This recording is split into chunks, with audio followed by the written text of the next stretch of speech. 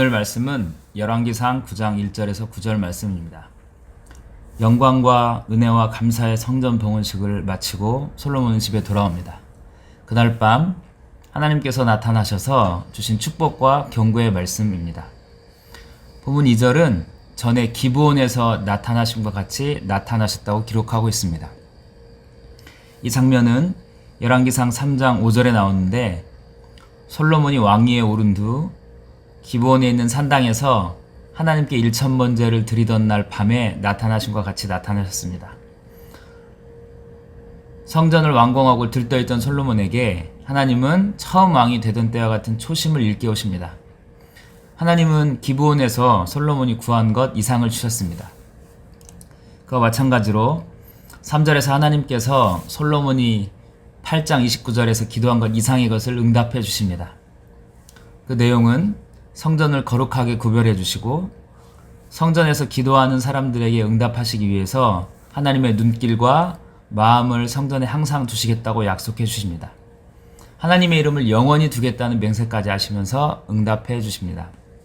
그리고 만일 다윗과 같이 마음을 온전히 하고 바르게 해서 하나님 앞에서 행하고 하나님 말씀에 순종한다면 다윗의 왕조가 이스라엘에서 영원할 것을 약속해 주십니다.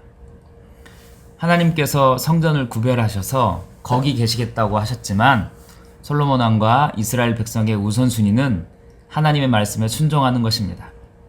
존 올리는 그의 책 열왕기 성경 강해에서 이 부분을 순종은 덧붙여진 각주가 아니라 여호와의 관계에 관한 본문에서 가장 중요한 것이라고 설명합니다. 성전이 완공되고 성대한 파티가 끝난 후에 귀한 축복은 여기까지입니다. 이제 하나님은 하나님과의 관계에서 가장 중요한 본문인 순종을 하지 않을 때를 경고합니다. 3절에서 5절까지 축복의 말씀에서는 너라는 단수로 솔로몬에게 말씀하셨지만 경고는 너희라는 복수로 확대해서 말씀하십니다. 솔로몬뿐 아니라 온 이스라엘과 그 자손 세대 전체가 다 이 말씀에 적용된다는 것을 알 수 있습니다. 순종하지 않을 때 하는 일은 6절의 표현대로 아주 돌아서 버립니다. 지금은 조금 돌아섰다고 그래서 이 정도쯤은 괜찮다고 생각할지 모르겠지만 다윗과 같이 마음을 다해 순종하지 않으면 아주 돌아서게 됩니다. 그러면 자연 발생적으로 하나님을 따르지 않게 되고 하나님의 계명과 법도도 무시하게 됩니다. 결국 다른 신들을 섬기고 경배합니다. 이런 지속적인 반역은 하나님이 허락하신 땅에서 쫓겨나게 되는 결과를 가져옵니다. 하나님은 하나님의 이름을 위하여 구별한 성전조차도 외면하시겠다고 경고하십니다. 순종은 하나님과 언약 관계의 핵심입니다. 만일 순종하면 우리가 기도하고 기대하는 것 이상의 것을 주십니다. 그리고 항상 우리와 동행하십니다. 영원히 우리의 하나님이 되어주십니다.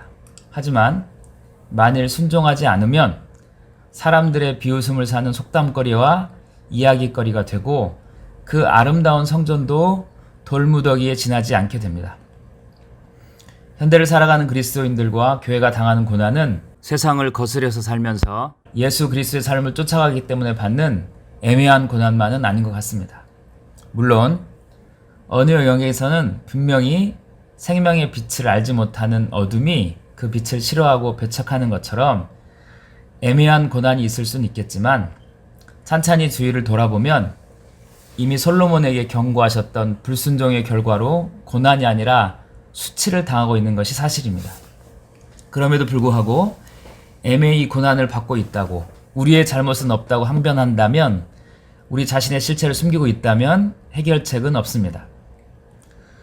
만일 지키지 아니하면 이라고 시작된 경고의 메시지 한가운데 우리 자신과 한국 기독교가 있음을 인식하고 돌이켜야 합니다.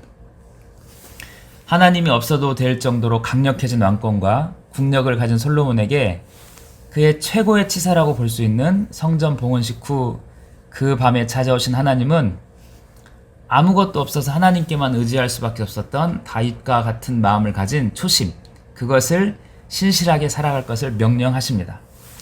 사랑하는 ESF 형제자매 여러분, 오늘 말씀을 통해서 나의 위치를 확인해 볼 수 있으면 좋겠습니다.